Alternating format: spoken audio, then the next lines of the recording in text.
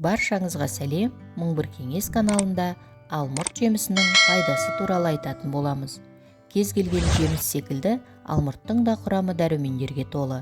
Оның иісі жұпар, дәмі тәтті, пайдасы мол. Ертеде алмұрт нәзіктік, сыйластық белгісі, денсаулық нышаны деп бағаланған. Ал оның ағашының жапырақтарымен дене жарақаттарын жазу үшін таңған.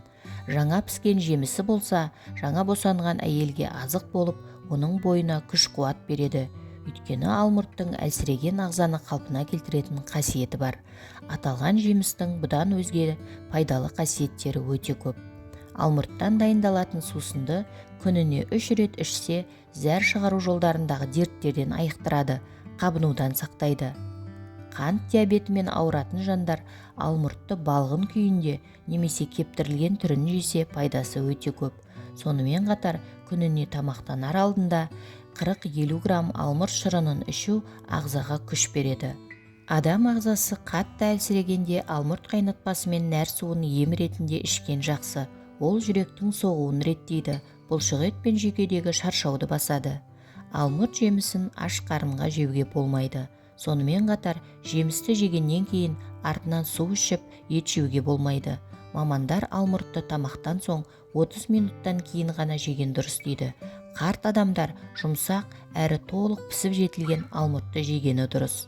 Басқа жемістермен салыстырғанда алмұртта мырыш, бал, молибден, никель, фтор, иод секілді пайдалы элементтер өте көп.